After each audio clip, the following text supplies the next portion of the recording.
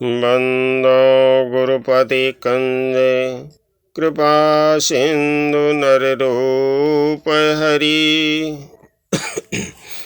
महामोह तम पुंज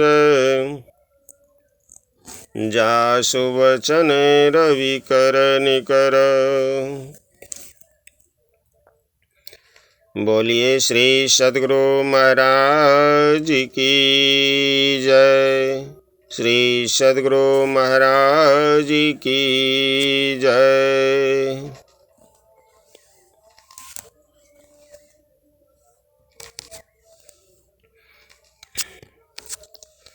एक असली गहना जो है स्त्री का कौन होता है? चकवेन नाम के राजा थे। वे बड़े धर्मात्मा थे। राजा और रानी दोनों खेती करते थे और खेती से जितना उपार्जन हो जाए उसी से अपना निर्वाह करते थे।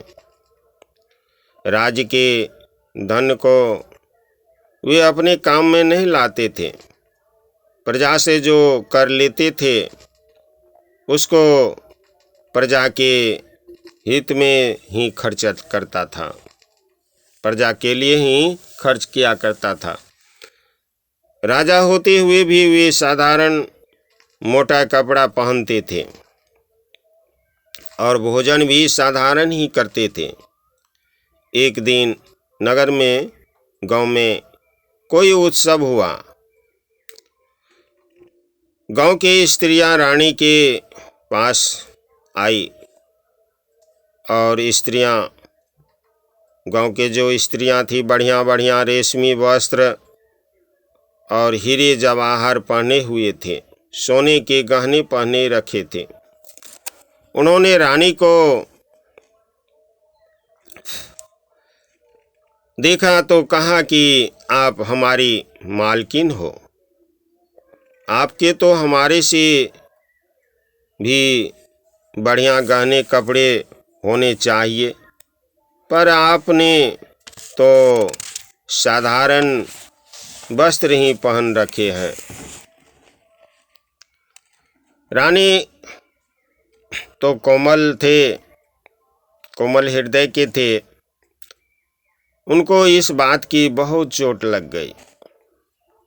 रात्रि में उसने राजा से कहा कि आज मेरी बड़ी फजती हो गई है। हमारी प्रजा स्त्रियां जो ऐसे ऐसे बढ़िया कपड़े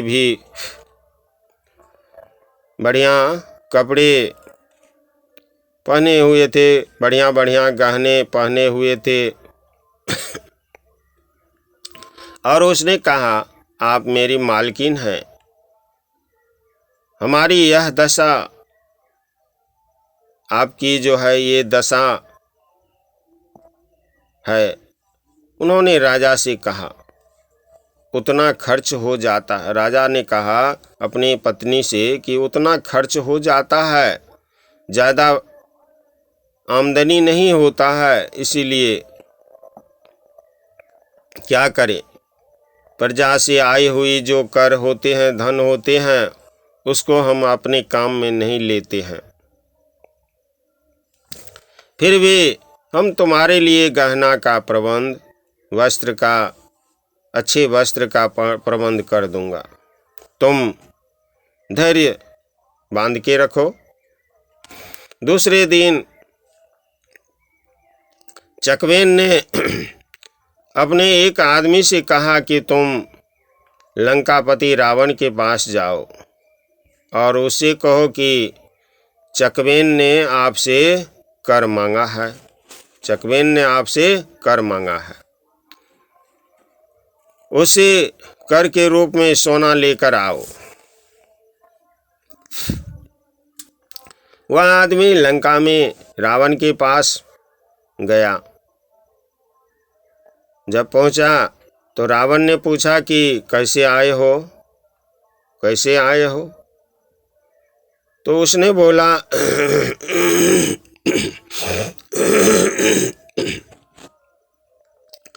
कि मेरे को महाराज चकवेन ने आपसे आपके पास भेजा है आपसे कर लेने के लिए।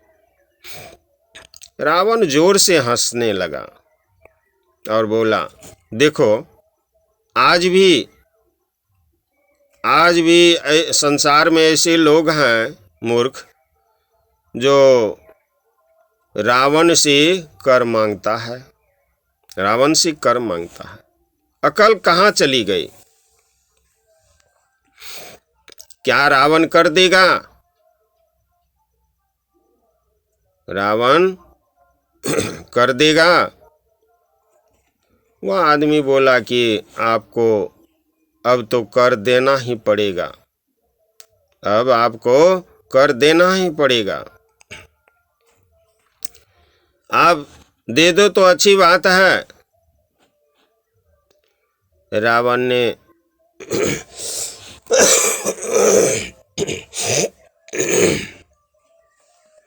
झुंझलाकर जोर से कहा कि मेरे सामने ऐसी बात कहने की तुम्हारी हिम्मत कैसे हो गई? चला जाए यहाँ से। रात में रावण मंदोदरी से जब मिला, उसने कहा मंदोदरी से कि देखो आज भी ऐसे ऐसे मूर्ख संसार में है जो हमसे कर मांगता है। आज चकवेन का एक आदमी आया था और मेरे से कहा कि कर के रूप में सोना देना होगा।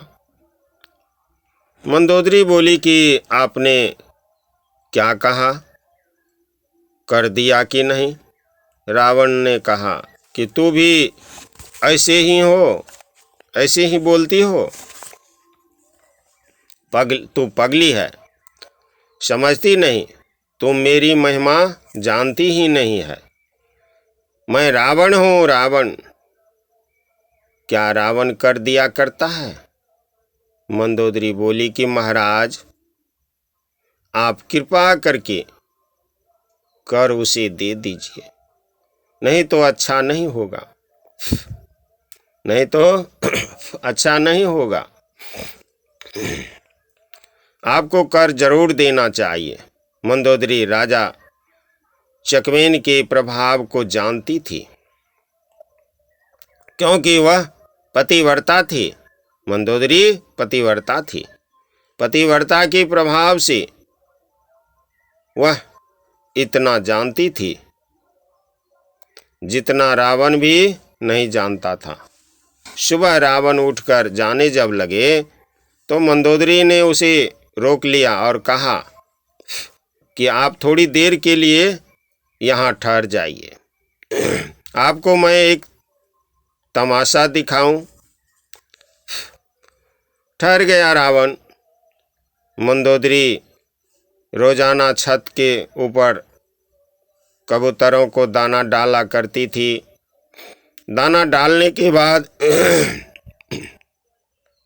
जब कबूतर दाना खाने लगे तब मंदोदरी ने उसे कहा कि अगर एक भी दाना चूंगा खाया तो महाराज धीराज रावण की दुहाई है, सौगंध है।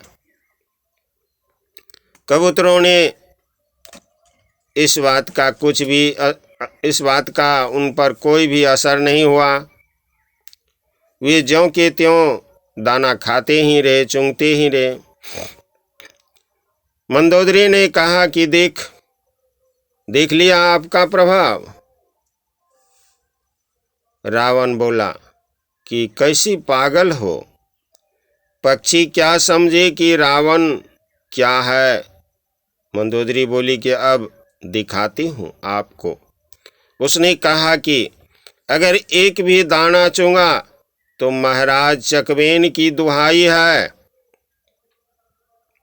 मंदोदरी द्वारा ऐसे कहते ही कबूतरों ने दाना खाना चूंगना छोड़ दिया।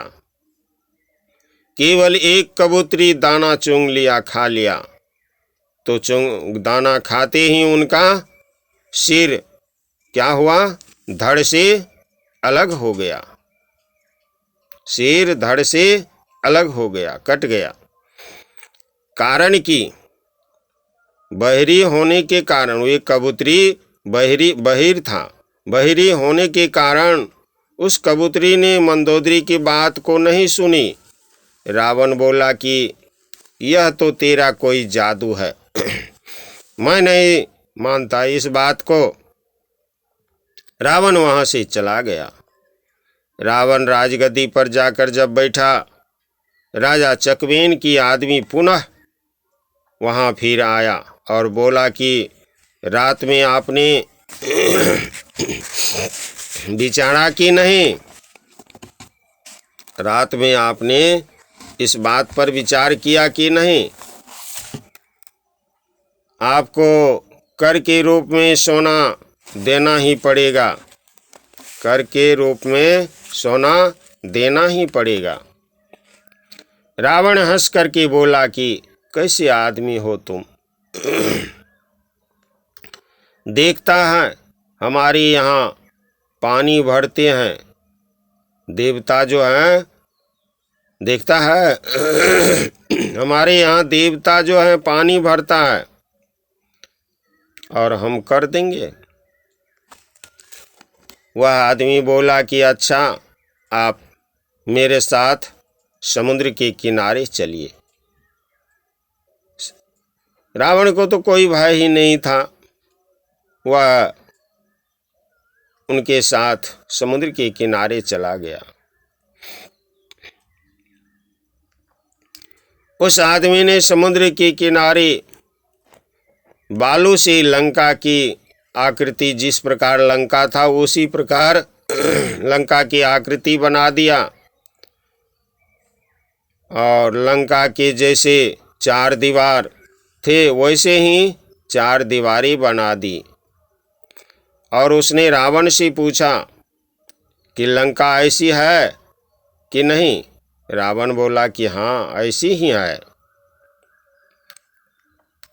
तुम तो बड़े कारीगर हो।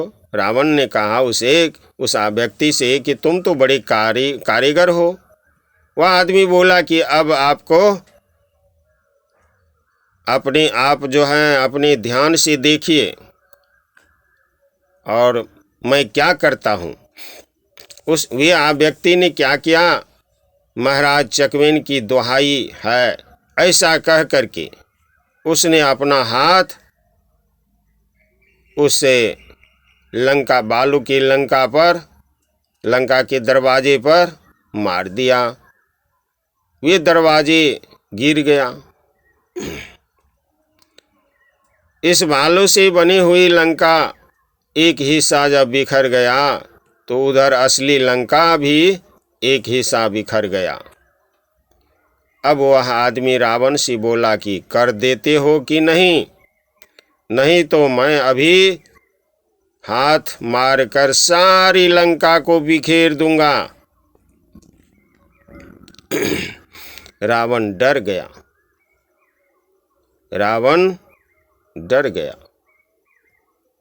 और बोला कि हल्ला मत कर भाई, तेरे को जितना सोना चाहिए चुपचाप लेकर चला जा। रावण ने उनको ले जाकर कर के रूप में बहुत सा सोना दे दिया।